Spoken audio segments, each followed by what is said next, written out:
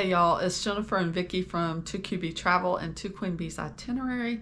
Today we're going to be talking about some things that help us travel that we don't tolerate at midlife, that we found easier on our travel journeys.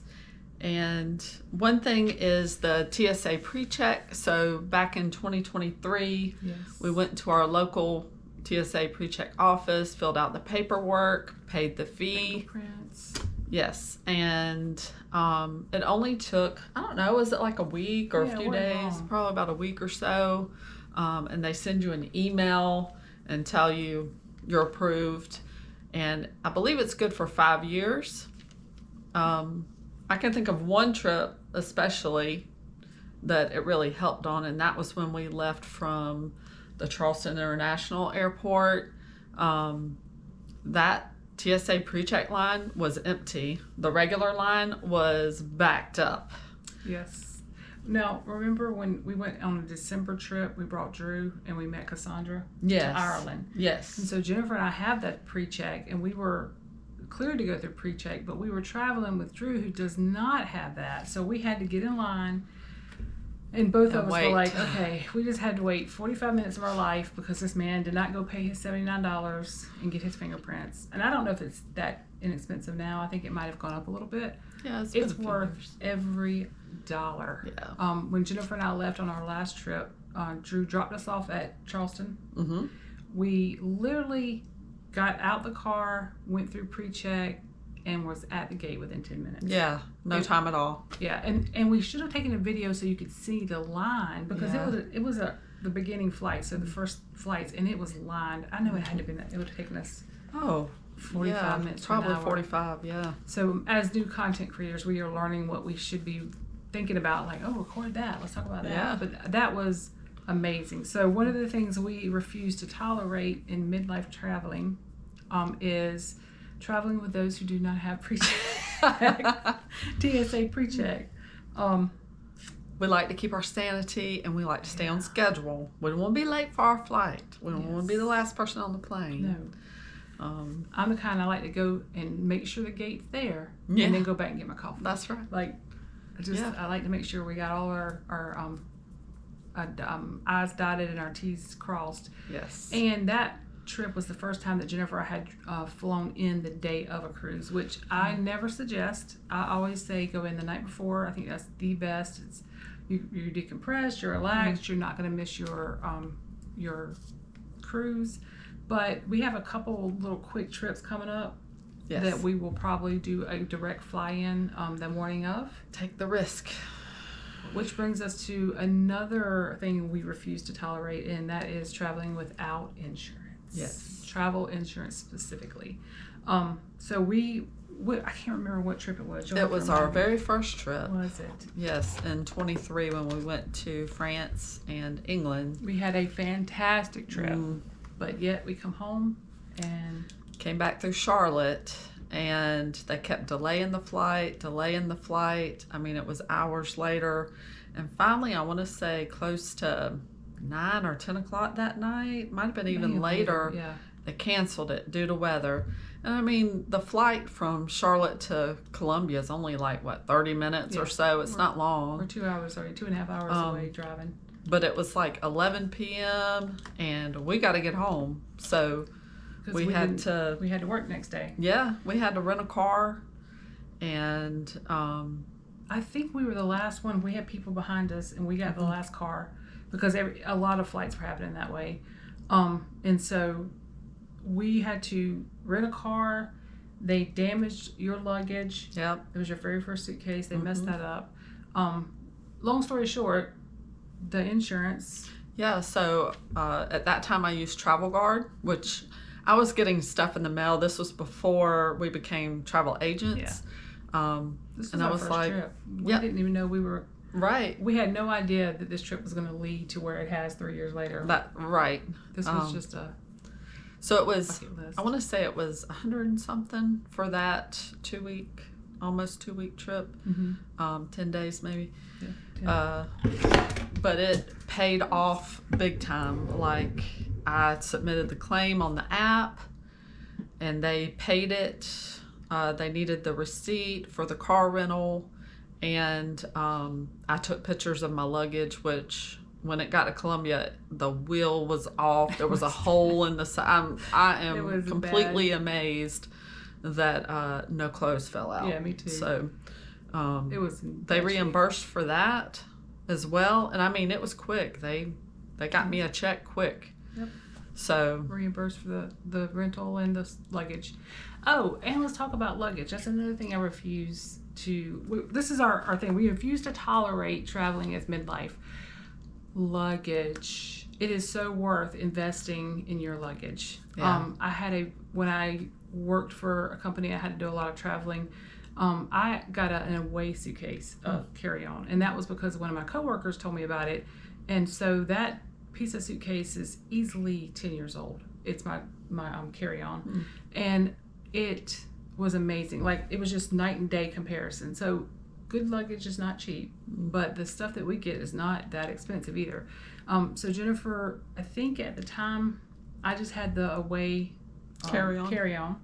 I don't believe either one of us had any fancy luggage that time. No, I had like a $99 deal. Yeah, I had bought it at Christmas time, I believe, like on sale at Belk.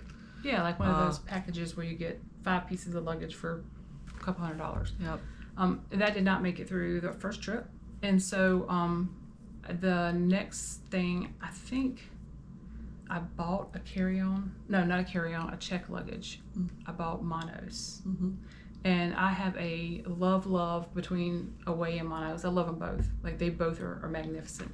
And that trip, you did not have a carry-on with wheels. Right, I had a duffel. And we won't do that again. So we landed on our layover to get to London, and we were late. And Jennifer and I were literally running from one end of the airport to the other, and they were waiting on us like they were. We were the last people. Yeah, and you know, I have the roller, and Jennifer's carrying this 50-pound thing. You know, it was tough. Like, we're both running up. Wait, please.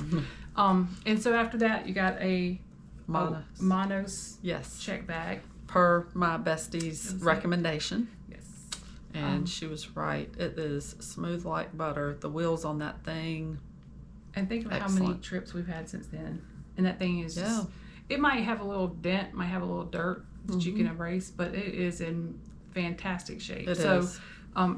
We do not tolerate cheap luggage. Yeah, it's not worth it. No. Oh, and then we bought one when we went to Scotland, because we both had a check luggage, carry-on, and a backpack. And we got so many souvenirs that we had to buy another suitcase, and we went to the TK Maxx, which is London's Scotland's TJ Maxx. And I bought a $79 suitcase, and it said rugged, and I thought it was like red and something. I'm like, you know what? I'll let Drew have this afterwards. Yeah. It didn't make it through. No. Like, the hole in thing. it. Yep. It was ridiculous. Wheel came off. And I never got reimbursed from the airport, from Columbia Airport. Yeah. But that's okay. I didn't follow through. That's my bad. It was just one of those things where, like, okay, I know better. No cheap luggage. Yeah. All right. What else do you refuse to tolerate while traveling? So I'm sure you've heard about the mobile passport app. It's an app that says MPC, and it's a free app. You put on your phone, you put your airport in there that you're arriving to, I guess, when you're coming back from overseas. TSA number? Same trip. Yeah, you told me. We were on the plane, checked in to Charlotte, and there was nobody in the mobile passport line. The other line was wrapped around. Yep. We got to take our little carry-on, go right on through, and it was a huge time saver. It probably saved us at least an hour. Hands down. And I mean, that's free. You just have to remember to do it as you're sitting on the plane, checking in. It's MPC. MPC, mobile passport. Also, I think that happened when we came back from Ireland. Oh, yeah. I feel like we were able to pop right around. And at that point, Jennifer and I were together, so I'm like, okay, Drew, we'll meet you at the gate. He didn't have it. Or maybe I added him on. I'm not sure. I can't remember. But that is definitely a smart thing to have. Yes.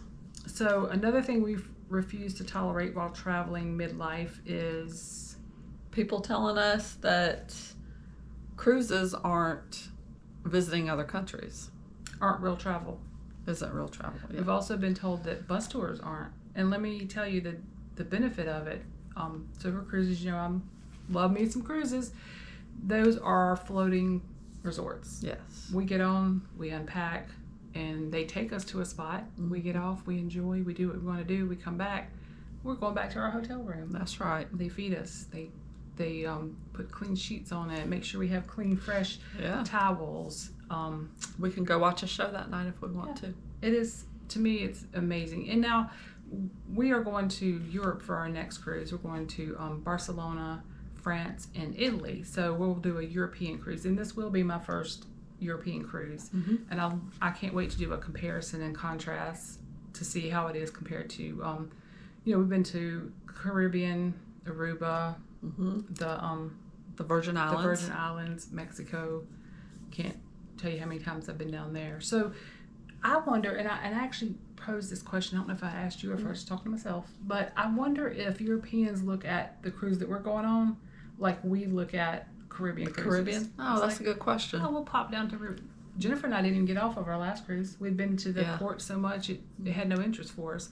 So part of me wonders if Europeans get on the cruise that we're going on and then they get to Rome, they're like, meh, I go to Rome all the time. I'm going to stay on the cruise and go to the spa. So that's going to be kind of interesting. Yeah. So we refuse to tolerate people telling us that our cruises and our bus tours are not real traveling. Well, I'll tell you, the bus tour thing, I mean, you're not going to have over 40 people. Most of the time it's less than that. Mm-hmm.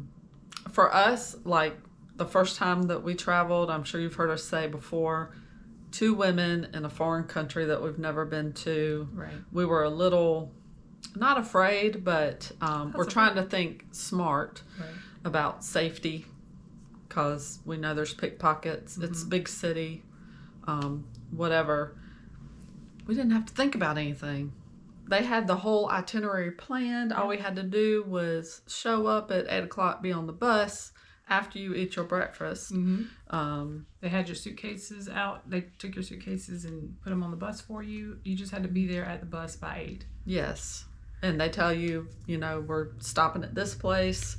You've got so many hours, or they have a local guide there that tells you about all the history. I feel like when we went to Ireland, maybe we missed a lot because we didn't have somebody telling us, oh, this is whatever, or we saw the wild beauty of Ireland, which was gorgeous.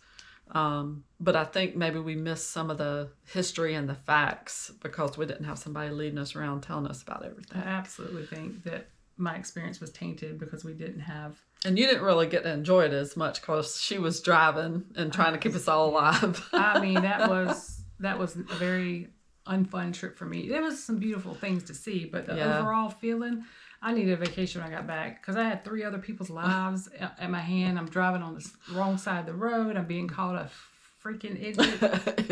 Effing idiot everywhere I went. So it was definitely not my bucket list trip. But we know now that traveling is not that expensive and difficult and unobtainable. So we probably will be going back to an hour. We'll probably do an Ireland, Scotland tour, guided tour. Plus, on the bus tours, they vet all the hotels. We have not stayed in a bad hotel. That's true. I don't think the tour company would do business with them if it was dirty, not safe, whatever. They want to give you the best experience possible so you'll come back. So, and they give you a $200 comeback. $125 for Globus. You get $125 to come back. Mm-hmm. $250 each total. $250 for That's both of us. Yes. Okay, that's mm-hmm. right. All right. Anything else that we would not tolerate before we go to our next video? I don't think so. Can you think of anything?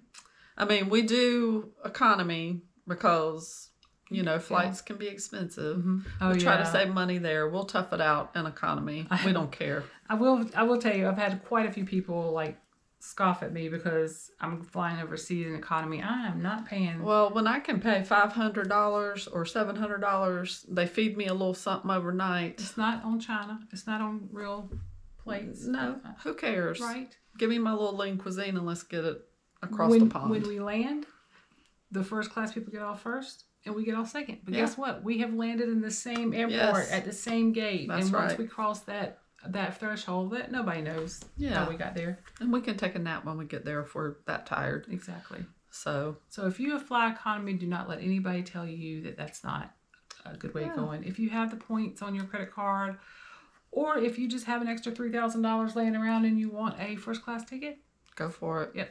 Let's say live your best life. That's right. Maybe one day we'll be flying first class and never know. I'll never say get never, that experience, but not for the cost. Yeah.